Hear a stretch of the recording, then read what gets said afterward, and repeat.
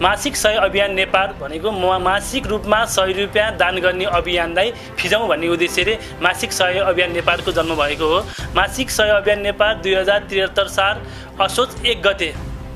अनौपचारिक रूपमा हामी 6-7 जना साथीभाइहरू जम्मा भएर यो अभियान सुरु भएको थियो। साथीभाइले त सय अभियानको सदस्य बन्ने भन्दाखेरि के 100 रुपैयाँ दान गरेर के हुन्छ भन्ने साथीभाइ पनि हाम्रो काम देख्दै गइसकेपछि हामीले अन्तसेवा सहयोग गरेको सेवा गरेको काम देख्दै गएपछि ल म नि सदस्य बन्छु, म कसरी सदस्य बन्न सकिन्छ, मलाई नि सदस्य बनाउनु न भनेर स्वतस्फूर्त रूपमा उहाँहरू हाम्रो सय अभियानमा जोडिन आउनु भएको छ र हाम्रो सय अभियानमा मन वचन र कर्मले मासिक रूपमा म 100 रुपैयाँ दान गर्छु, मैले सकुन्जेलसम्म मासिक 100 रुपैयाँ दान गर्न म छुटाउँदिनँ भन्ने जोकै व्यक्तिहरू पनि हाम्रो यो संस्थामा उहाँलाई आबद्ध गराउँछौँ। मैले मनस्थितिमा कोरोना लागे पनि म ठिक पार्छु, म आत्महत्याहरू बनाउँछु भनेर म त्यसको प्राणै जस्तो हिसाबले यो लागे पनि यसलाई म सहन सक्छु है भन्ने चाहिँ मैले मन डरो बनाएको थिएँ। र त्यो बेला जब मेरो रिपोर्ट पोजिटिभ देखिँदा पनि मलाई कुनै पनि त्यो डरको फिलिङै भएन। मलाई कोरोना लागेको समयमा मेरो छिमेकी एउटा बुझ्ने हुनुहुन्छ, मेरो छरछिमेक सबैले मलाई सहयोग गर्नुभयो। कति साथीभाइले त घरमै आएर औषधि पनि दिनुभयो, घरको वरिपरिको छिमेकीहरूले तपाईँलाई के चाहिन्छ कसो चाहिन्छ भन्ने सोधसाथ गर्नुभयो। यसै अनि सम्पूर्ण साथीभाइ दाजुभाइ दिदीबहिनी सम्पूर्णमा एकदम खुरेर मनदेखि नै म कोरोना पोजिटिभ हो भनेर समाजलाई देखाएर नै यसको कोरोनादेखि लड्नुहोस् र तपाईँहरूको घर दैलोमा केही समस्या छ, कोरोना पोजिटिभ भएर तपाईँलाई दैनिक खाद्यान्नको अभाव छ भने पनि हामीले त्यसको परिपूर्ति गर्छौँ। तपाईँलाई घरमा बस्दा अथवा आइसोलेसनको अभावले घरमा बस्नु अभाव छ भने पनि हामी आइसोलेसनको पनि व्यवस्था गर्नलाई काहीँ पहल गर्ने पनि नाममा पहल गरिदिन्छौँ।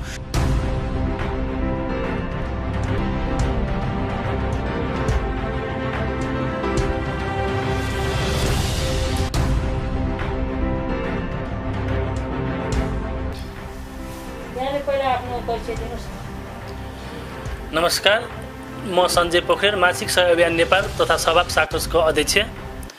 म सर्वप्रथम गोकर्णेश्वर खबर तथा आशिषजीलाई धेरै धन्यवाद दिन चाहन्छु। उहाँहरूले चाहिँ मासिक सय अभियान नेपालले गरेको समाजमा गरेका हरेक क्रियाकलापहरूलाई चाहिँ उहाँले आफ्नो समाचार बनाएर सम्प्रेषण गरिदिनु भएको छ। त्यो समाचार यस्तो खालको हुन्छ कि उहाँले बनाउने समाचारमा एउटा समाजमा जनचेतना जगाउने खालको समाचारहरू सम्प्रेषण गरिदिनु भएकोमा सर्वप्रथम आशिष सरलाई म धन्यवाद दिन चाहन्छु। मासिक सय अभियान नेपालको म छोटो परिचय दिन चाहन्छु। मासिक सय अभियान नेपाल भनेको मासिक रूपमा 100 रुपैयाँ दान गर्ने अभियानलाई फिजाउँ भन्ने उद्देश्यले मासिक सय अभियान नेपालको जन्म भएको हो। मासिक सय अभियान नेपाल 2073 साल असोज 1 गते अनौपचारिक रूपमा हामी 6-7 जना साथीभाइहरू जम्मा भएर यो अभियान सुरु भएको थियो। जब अभियानमा मासिक रूपमा 100 रुपैयाँ दान गर्ने सदस्यहरूको सङ्ख्या बढ्दै गयो र 50 जना पुग्यो। अब 50 जना सदस्य पुगिसकेपछि पैसा उठाउने मात्रै काम गरेर हुँदैन, हामी औपचारिक रूपमा जानुपर्छ भन्ने उद्देश्यले हामीले 2073 साल चैत 5 गते विधिवत रूपमा जिल्ला प्रशासन कार्यालय समाज कल्याण परिषदमा विधिवत रूपमा दर्ता गरेर मासिक सय अभियान नेपालको कामहरू अगाडि बढाउन थाल्यौँ। मासिक सय अभियानको यो कन्सेप्ट चाहिँ यहाँहरु कसरी सुरु भयो हैन, अनि पहिलोचोटि चाहिँ के काम गर्नुभयो? हामीले मासिक सय अभियान नेपालको परिकल्पना चाहिँ कसरी भयो भन्दाखेरि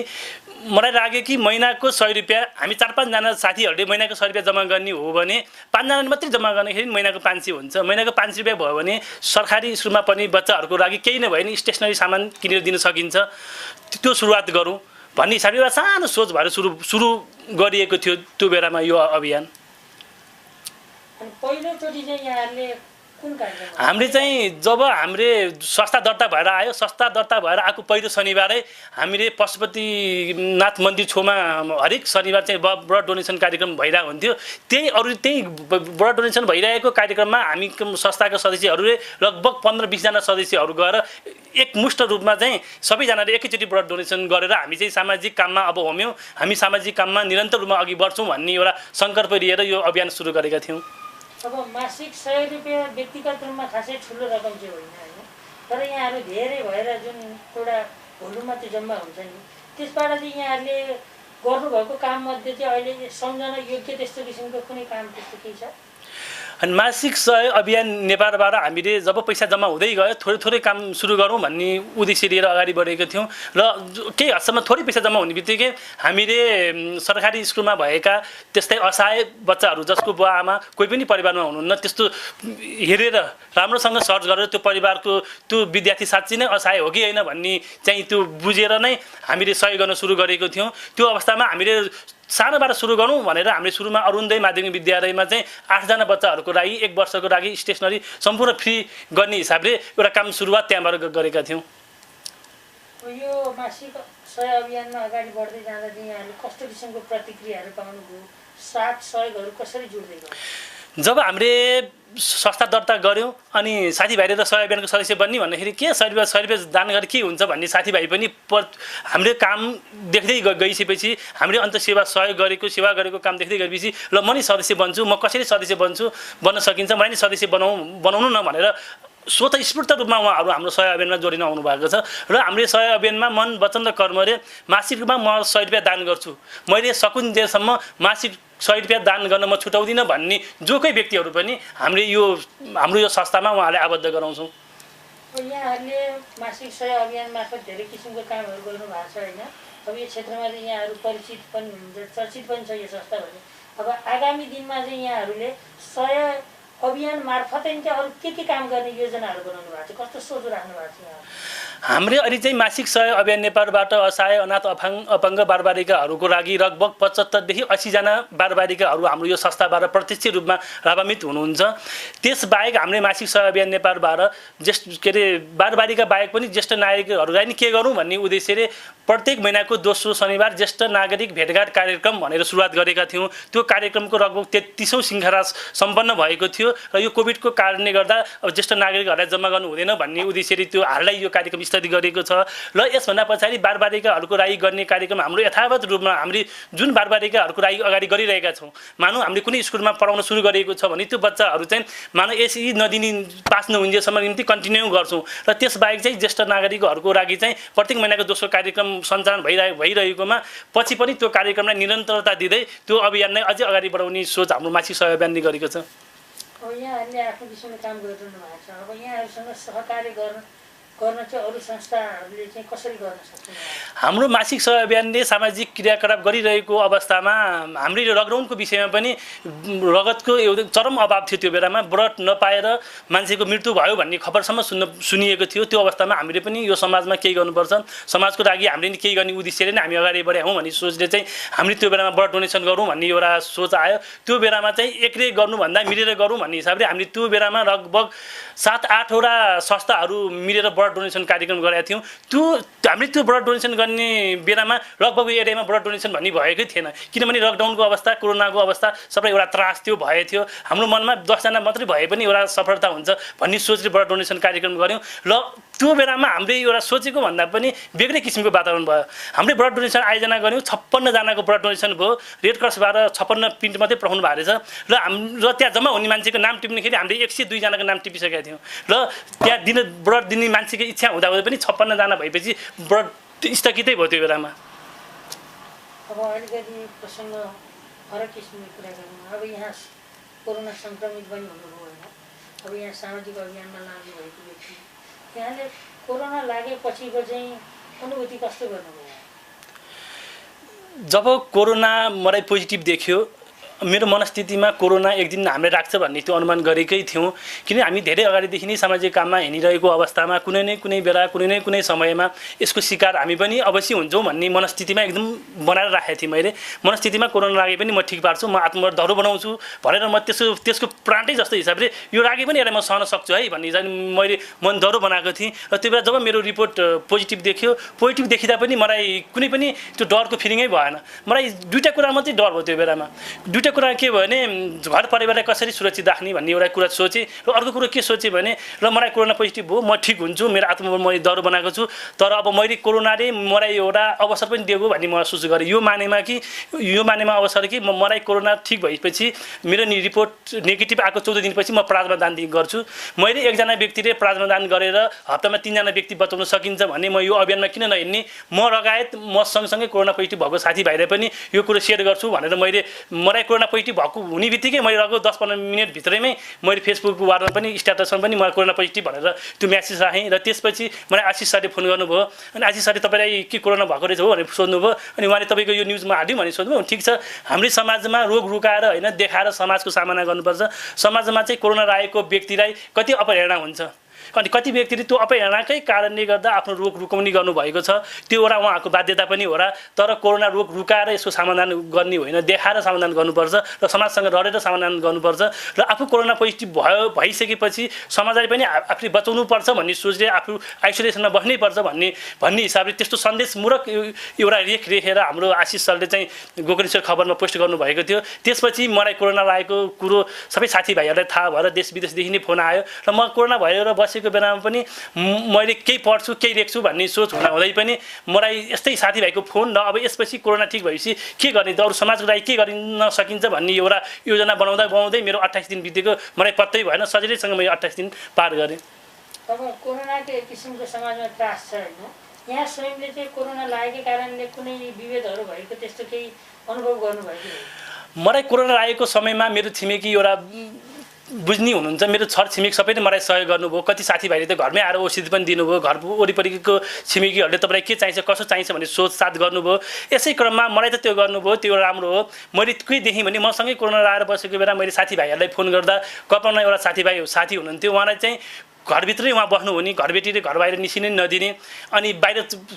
केही किन्न जानु पर्यो खाद्यान्न किन्न जानु पर्यो त्यो किन्न जानै नै अप्ठ्यारो अनि कोरोना लागेको बिचमा कहीँबाट नै हौसला आएन हौसला भनेको सर तपाईँले एकचोटि फोन गर्नुभयो पहिलो व्यक्ति हौसला दिने तपाईँ हुनुभयो भने एकदम उहाँ खुसी हुनुभयो उहाँलाई यतिसम्म समस्या परेछ कि घरबेटीको कारणले गर्दा उहाँलाई दैनिक उपभोग्य सामान किन्न जानु पनि समस्या भयो त्यस्तो अवस्थामा हामीले त्यहाँ नजिक भएको साथीभाइले चाहिँ उहाँ यस्तो समस्या छ भन्ने हिसाबले गर्दाखेरि त्यो साथीलाई चाहिँ एउटा राहत त्यसरी नै राहत दिएको थियो र समाजलाई म के भन्न चाहन्छु भने समाज कोरोना लागेको व्यक्तिलाई चाहिँ तिरस्कार होइन हौसला दिउँ पछि त्यही कोरोना लागेर ठिक भएको व्यक्ति समाजमा तपाईँलाई बचाउने औषधि पनि हुनसक्छ भन्ने चाहिँ मैले त्यस्तो सन्देशमूलक चिजहरू त्यही बेला पनि फेसबुक स्ट्याटसतिर लेखिरहेको थिएँ र वास्तवमा हो पनि यही नै। व्यक्तिगत शारीरिक स्वास्थ्यसँग जोड्दा चाहिँ यहाँले कोरोनालाई कसरी महसुस गर्नु कोरोना म आएर बसिरहँदा लगभग मलाई 6-7 दिनसम्म त केही भएको थिएन 7औं दिनमा मलाई 81 बेरका टाउको दुख्यो एकदमै त्यो बेलामा टाउको दुख्यो नि के गर्ने ज्वरो आयो नि के गर्ने भन्ने कुरो कोसँग सोधसाथ गर्ने भन्ने व्यक्ति नै मैले त्यो बेला पाएको थिइनँ कि यो एरियामा कोरोना